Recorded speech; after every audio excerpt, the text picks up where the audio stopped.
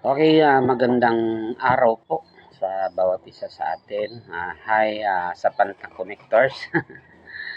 Ngayon po ay araw ng Friday, January 30, no? At kamusta po kayo mga ate at mga kapatid, no? So, mga pinsan ko dyan, lalo kay Ate Minda dyan sa may USA. At salamat po sa Panginoon na muli ay ginising. Katatapos lang po ng aming prayer work sa aming pong group chat. At nais ko po na magbigay ng encouragement sa umagang ito. Kasi ngayon yata, o ano bang late ng time namin dito sa Pilipinas. Today is, anong oras na ba ngayon?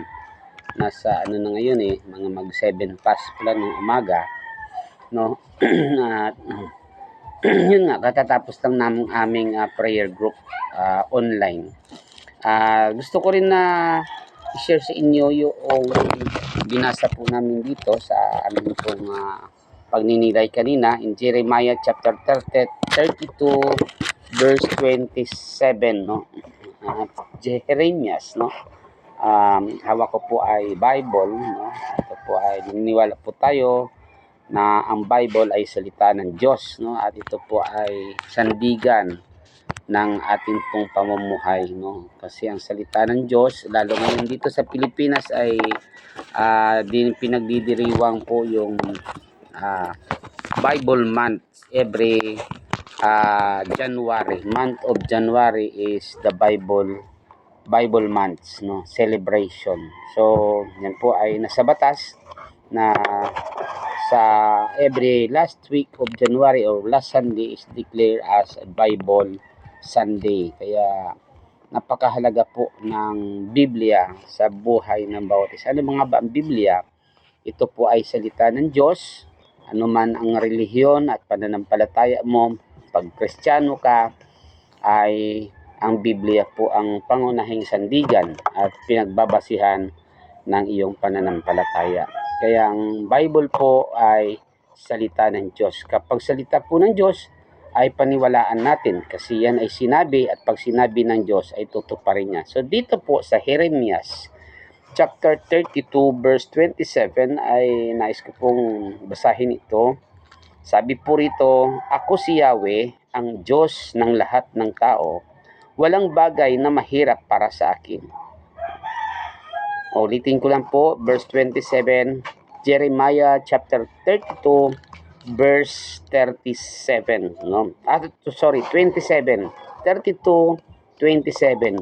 Ako si Yahweh, ang Diyos ng lahat ng tao, walang bagay na mahirap para sa akin. No? So, dito po ay pinakilala ng Diyos sa pamagitan ni kay Propeta Jeremias na sabi niya, I am the Lord, the God, all creation, the Diyos ng lahat ng mga tao at nothing is impossible with me. Wala pong imposible sa Kanya. So, ang Diyos po na atin pong pinaniniwalaan at sinasampalatayan ay Diyos ng mga himala.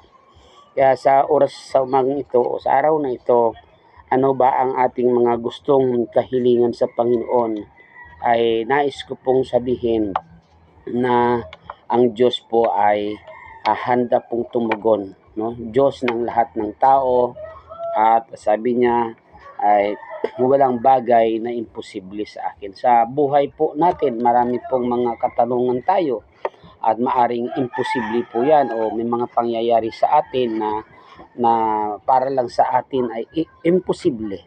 Pero kapag mayroon kang Diyos, yun nga, sinasabi nga natin na ko dito parati sa amin na kung lahat ng bagay ay kaya mo nang gawin, hindi mo na kailangan ng Diyos, no? Pero dapat aminado tayo na hindi lahat ng bagay ay kayang gawin ng tao sapagkat ang tao ay limited lang ang kanyang kakayanan.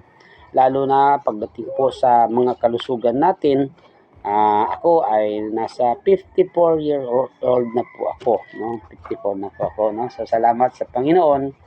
Sa dati may maintenance na rin ako pero hindi ko na rin tinuloy. At lifestyle lang, no? Adjust lang ng buhay. At higit po sa lahat ay kailangan maging happy tayo sa ating buhay. Simple lang, live a simple living, no? Pero minsan may mga pagkakataon talaga na maaaring may mga pinagdadaanan tayo, hindi natin alam kung ano ang mga reason, ang mga dahilan niyan. Sabi nga ng isang doktor dito sa Pilipinas, si Doc Atoy, sabi niya ay kaya ka may mga naramdaman ngayon dahil may mga mali tayong nagawa noon, no? Noon kasi na wala tayo, maaaring abusado tayo sa pagkain, abusado tayo sa ating lifestyle. Kaya pag medyo tumatanda na at medyo nagkakaroon na ng kagaya natin na nag-iedad na, ay mayroon talagang lumalabas na ganun. Ganun pa man ay nandyan po yung pangako po ng Diyos, no? So sabi ng Panginoon, ng Diyos dito ay walang imposible sa akin, walang mahirap para sa akin. So ano ang ini-encourage ditong talata na ito, kapag tayo nagkaroon ng problema, lapit lang tayo sa Panginoon kasi ang Diyos ay handang tumugon sa ating panalangin, no? So sa Mark chapter 11 verse 24, gusto ko rin itong ibahagi ngayon at bago tayo mag-pray. Marcos chapter 11 verse 24, ang sabi dito ay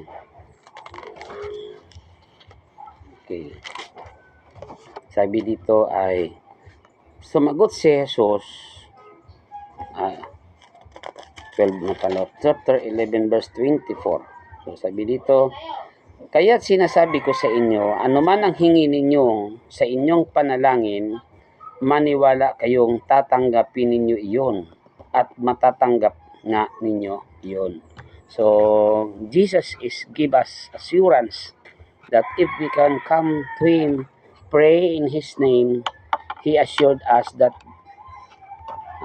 magkaroon ng katugunan ng ating panalangin. Ano man ang inyong hilingin sa aking pangalan, sabi ng Panginoon, ay maniwala kayo. Importante magkaroon tayo ng pananampalataya, ng paniniwala na ito ay kayang gawin ng Diyos sa ating buhay, no?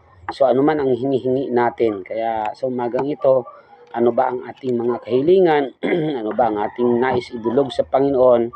At salamat kay Ate Minda sa kanyang pagbabahagi na ngayon yata ay, or ano ba, late pa kami sa araw o advance, ay meron niyang schedule sa kanyang para sa kanyang health.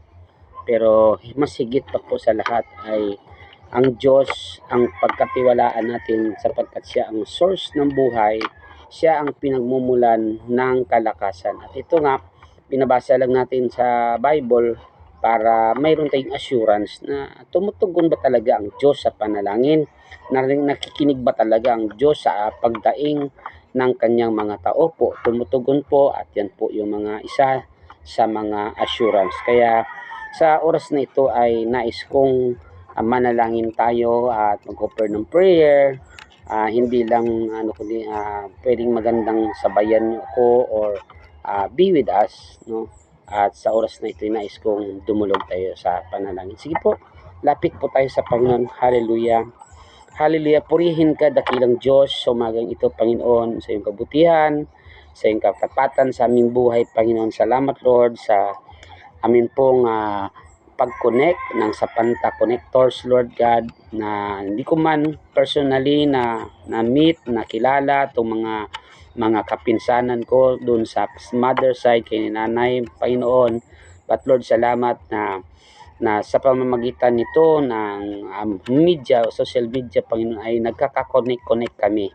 Hayaan mo, dakilang Diyos, na magkakilanlan kami, hindi lang po si Ate Minda, si Manang Minda, kundi yung iba pang mga kapinsanan at mga kamag-anakan doon sa Sapanta family, Lord God. Hangad ko po na makilala din sila, at kung may pagkakataon, makabisita din doon sa Cebu, Panginoon. Salamat, Panginoon, na sa panahon ngayon ay hindi po imposible na magkaroon kami ng ugnayan.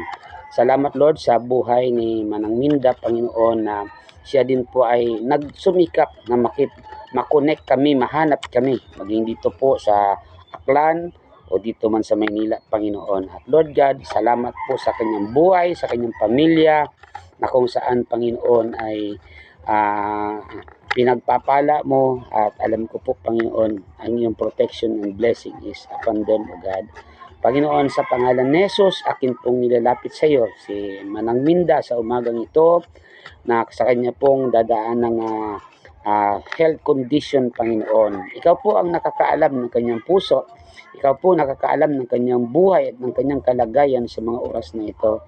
Kaya aming kaing Diyos, Panginoon, sa umagang ito, ako po'y lumalapit sa iyo, nagsusumamo, kami pong lahat ay nagkakaisa para po sa kanyang agarang kagalingan, ng healing ng kanyang buhay. Lord, extend her life, Lord God, even his family, in the name of Jesus, in the name of Jesus.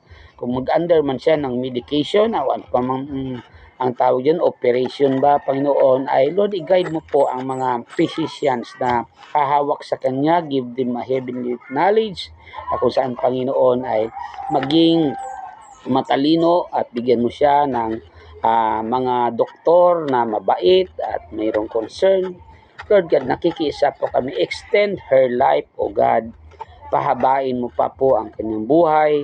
Salamat, Lord, sa kanilang pamilya. Maging ang Panginoon, ang mga medisina na gagamitin niya ay i-anoint mo, Lord God, na magbigay ng kagalingan, sapagkat naniniwala kami, instrumento lamang ang mga synthetic medicine, but the true healing, Lord God, is comes upon you, Lord God.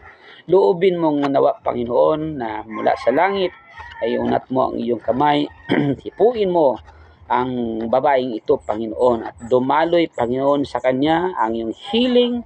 In the mighty name of Jesus, I claim the healing, Lord God, of Ate Minda, sa pangalan ni Jesus sa mga oras nito. Ganun din, Panginoon, si Ate Neng, si Nining, Panginoon, sa Bikutan. I pray, Lord God, na ikaw, Panginoon, ang tuloy na magpala, patuloy din na kahit siya nag-under din ng medication, pero Panginoon, ang tunay na kagalingan ay nanggagaling din sa iyo, Panginoon. Kaya Lord God, sama po sa kanyang panalangin, patuloy mong extend ang kanyang buhay.